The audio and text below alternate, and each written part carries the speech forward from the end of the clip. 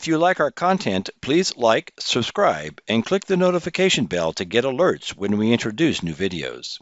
Okay, so this is module 7.05, where we're now going to look at the LoRa operation and how it actually works within the IoT controller environment and using the existing gateway that we've already onboarded with the existing door sensor that was done in a previous session.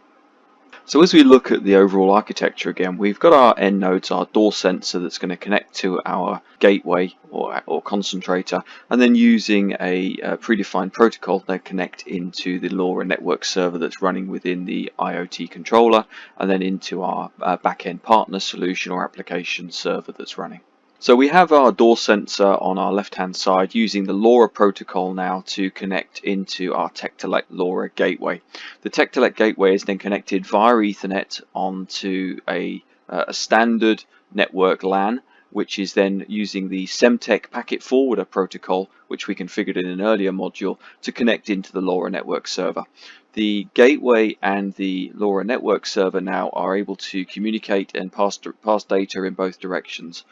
The LoRa network server then is managing all of the devices on the network, from the sensors, the gateways, and handling all the packet flows and all the management of devices. And then that is providing all of the raw data and information through a WebSocket API into our application server.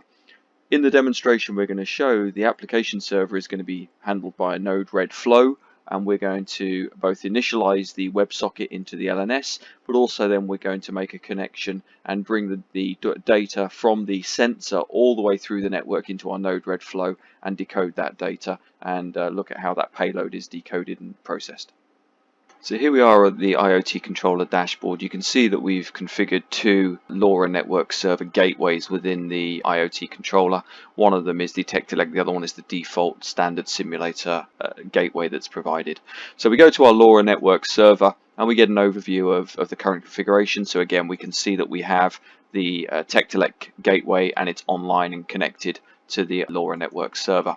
So as we go to the devices, again you can see that we have one device that is up, it's connected. We're getting data counts from that device indicating messages coming from the device. We've got a device address, but the interesting thing that we need to use the API is we need to know who owns that device.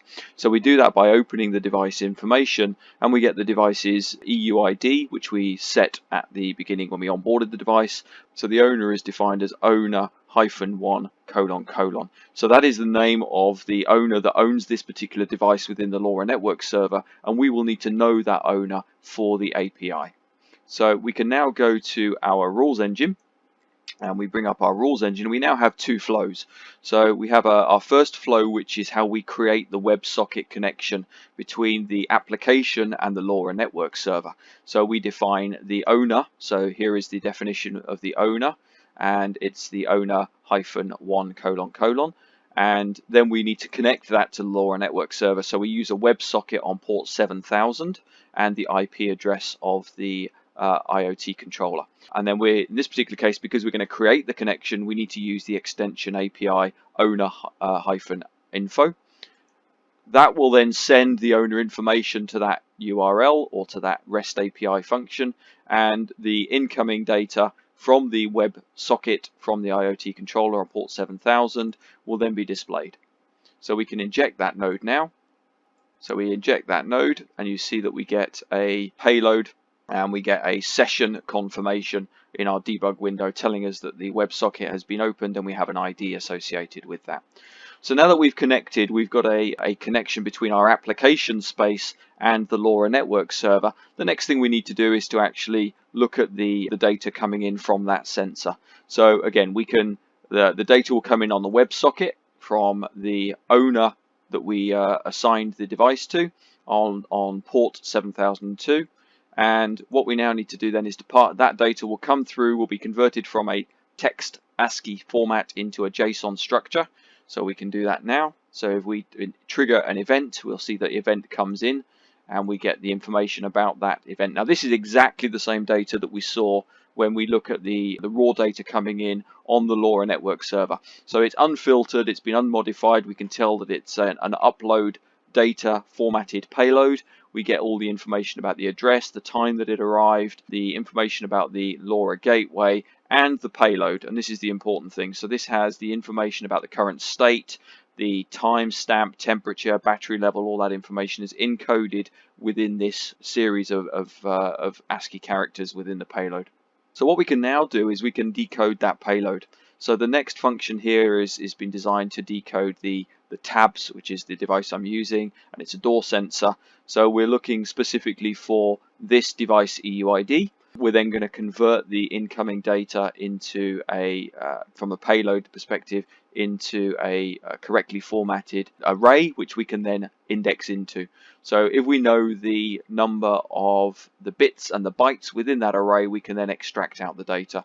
So the first field we're looking for is the bit or the byte for whether or not the device is open or closed. So if the value is true or false will depend on whether or not we get a true or false indication. We can then also look at the value for the battery. So the battery voltage is basically the last 4 bits within the character, and the same with the capacity is also the last 4 bits. Then additional to that, we can look at the temperature. So the temperature is defined within this byte and these specific bits, and we can convert that from a offset character, so it's offset to degrees centigrade or degrees Fahrenheit using the offset value, and then also look at things like the time value. The key thing is, after we've run through all this data, is that we can now functionally structure all of this into a JSON data payload that we can then decode and display in a more human readable format. So again, we'll clear the data and we will instigate another injection of a door packet. So I'll open the door now, and you'll see that the payload arrives, and this is now the final output. So we have all the raw data that we need to decode, display, or graph onto a dashboard or into a database. So we can see the door status is true, the battery state is 3.7 volts, the current capacity, temperature, and current counter. So very simple flow that initiates the connection to the LoRa network server and then decodes the incoming payload. And we can build that into our much larger platform now very easily.